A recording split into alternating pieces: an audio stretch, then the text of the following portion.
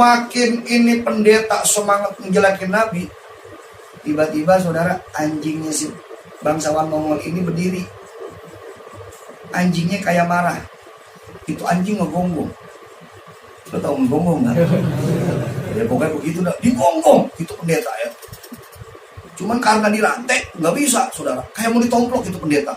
Kayak marah ini anjing dengar si pendeta ngejelekin Nabi. Sampai akhirnya kata bangsawan Mongol, Tuan pendeta, jangan-jangan ini anjing ngamuk begini gara-gara engkau menghina menjelek-jelekan Nabi Muhammad. Kata si pendeta, enggak, anjing mana ngerti sih ngomong begitu. Anjing mana ngerti omongan kita. Enggak, itu dia marah gara-gara kalau saya kan kalau ngomong nih tangan nggak bisa diem nih. Ya ngomong kayak tukul dia ngomong kayak tukul gitu ya, ngomong nggak bisa diam tuh tangan ya. Mungkin dia melihat tangan saya dipikir mau pukul dia kali, makanya dia gelisah, dia marah, dipikir saya mau mukul dia. Kata si bangsawan Mongolnya, ya bisa jadi kali, bisa jadi. Udah dijamin anjing, ngobrol lagi. Si pendeta ini ujung-ujung ngejelekin Nabi lagi. Ini anjing marah lagi, bangun lagi. Kali ini saudara muaranya 2 kali lipat dari yang tadi. Sampai akhirnya tali yang ikat dia itu putus saudara.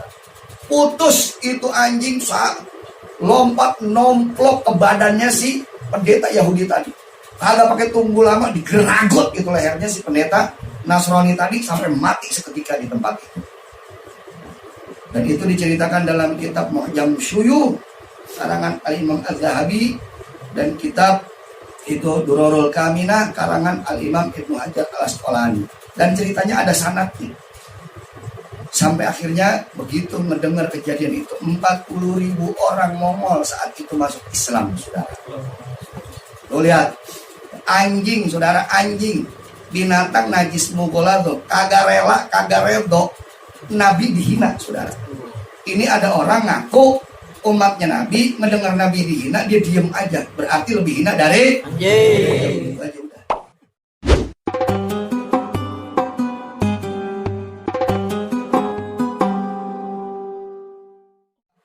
Dalam kitab Mu'jam Syuyukh. Ini Mu'jam Syuyukh karangan Imam Az-Zahabi. Yang ngarang juga kitab Al-Kabair. Kemudian juga ini diceritakan juga oleh Al-Imam Ibnu Hajar Al-Asqalani dalam kitab beliau yang bernama Durarul Kaminah. Imam Ibnu Hajar ini yang mengarang kitab Fathul Bari, syarahnya Sahih Bukhari. Jadi dalam 2 kitab tersebut, ya, kitab Durarul Kaminah sama kitab Mu'jam Syuyukh diceritakan saudara bahwa ada seorang bangsawan Mongol. Tahu Mongol? Bukan negara-negara sono ya. Cina agak sono-sonoan ya. Mongolia, Tibet, Mongol dan sononya dah ya.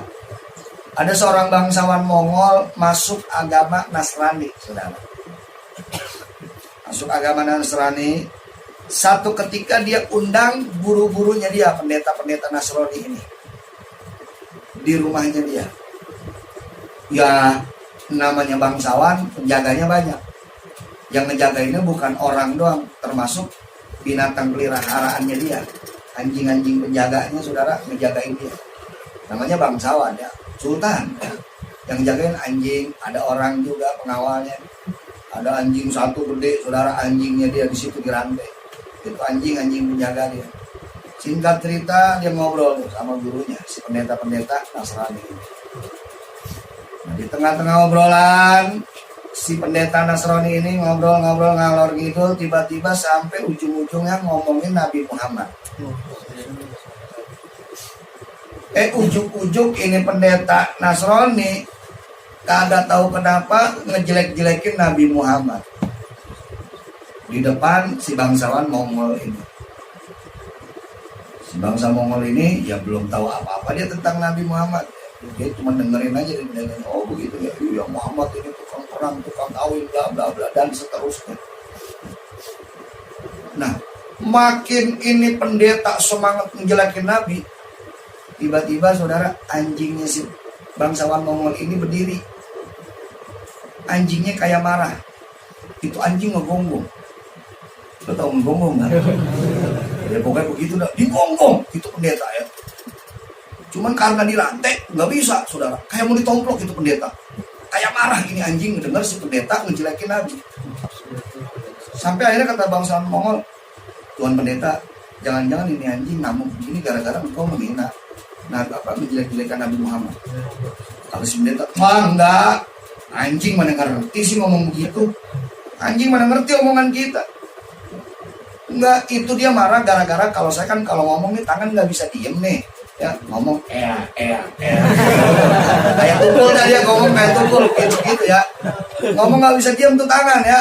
Mungkin dia melihat tangan saya dipikir mau pukul dia kali, makanya dia gelisah, dia marah, dipikir saya mau mukul dia. Kata si bangsawan Mongolnya, ya bisa jadi kali, bisa jadi. Udah dijamin anjing, ngobrol lagi.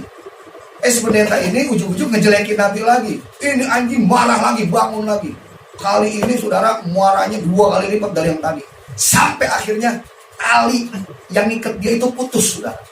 Putus itu anjing saat lompat nomplok ke badannya si pendeta Yahudi tadi. Kagak pakai tunggu lama digeragot itu lehernya si pendeta Nasrani tadi sampai mati seketika di tempat itu.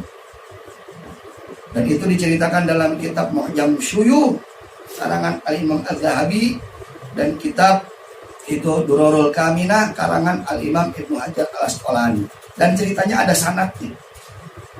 Sampai akhirnya begitu mendengar kejadian itu 40.000 orang Mongol saat itu masuk Islam, saudara. Lo lihat, anjing, saudara, anjing, binatang najis mughaladzah, kagak rela, kagak redo Nabi dihina, saudara. Ini ada orang ngaku umatnya Nabi, mendengar Nabi dihina, dia diem aja. Berarti lebih hina dari anjing. Itu aja udah.